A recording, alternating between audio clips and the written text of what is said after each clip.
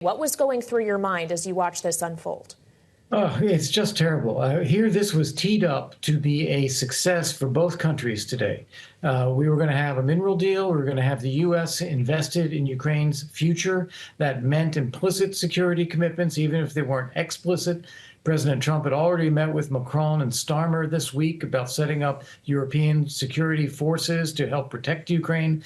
And this was on a track that was going to be moving it forward to Ukraine's benefit and America's benefit. And to watch that conversation just devolve into shouting and pushing back, I really have to say, I think that President Zelenskiy completely mishandled it. We know what President Trump's views are. We know how he expresses them. No reason to engage in any of that in front of the cameras. Focus on the goal and what we're trying to do here. Real missed opportunity, as the congressman said. To Tyler Kendall's point, it was when Vice President J.D. Vance began to challenge President Zelensky that things started to go off the rails. Ambassador, if you could put your diplomat hat on here, what could have been done to save this conversation? There were a lot of people in the room besides the three who we saw on camera at that moment. How did this get so out of control? Well, first off, I think it got out of control before that. I think that President Zelensky was reacting to President Trump, correcting President Trump, speaking over President Trump. And those are not the right things to do. And in addition to that, I think that President Zelensky doesn't need to react. J.D. Vance is there. He can say what he wants to say. Zelensky's counterpart is President Trump. The goal should have been to cut this off as quickly as possible and get to the actual business of what we're doing. And, you know, you're interviewing politicians all the time. You know that they don't always answer the question you ask. They pivot it to what they want to say. And that's exactly what President Zelensky should have done.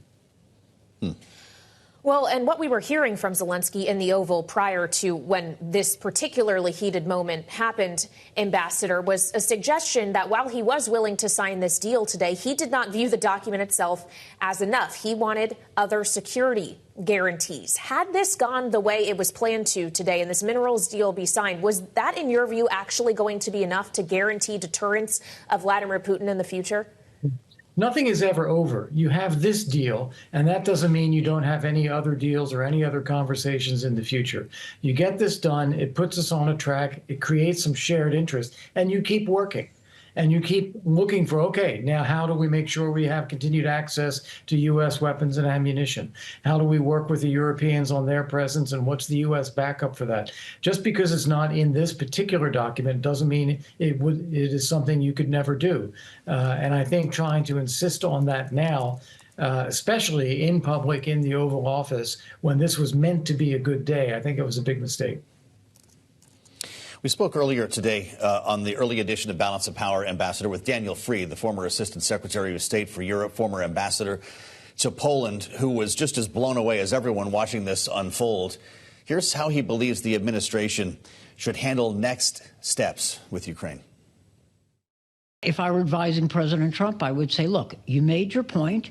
Now tell Zelensky, make light of it. Tell Zelensky we need a deal. Let's show people after we've pushed back that we can do this. But you get the boss alone in a room right now. Everyone goes cool off for a minute. I need to talk to you alone. The national security, this is the job for the national security advisor. Yep. And I think Mike Waltz is a serious person. And he was right in there. That's right. But that didn't happen, Ambassador. And of course, President Zelensky and the Ukrainian delegation were asked to leave the campus. We just heard from Senator Lindsey Graham, as you might have noted at the top of the program. I don't know if we can ever do business again, is what this once at least Ukraine hawk said. Is he right? You know, I don't agree with that. I understand where Lindsey's coming from, and he had just spoken with the president, so I know there's a lot of emotion around that right now. But I think what Dan Freed said is right.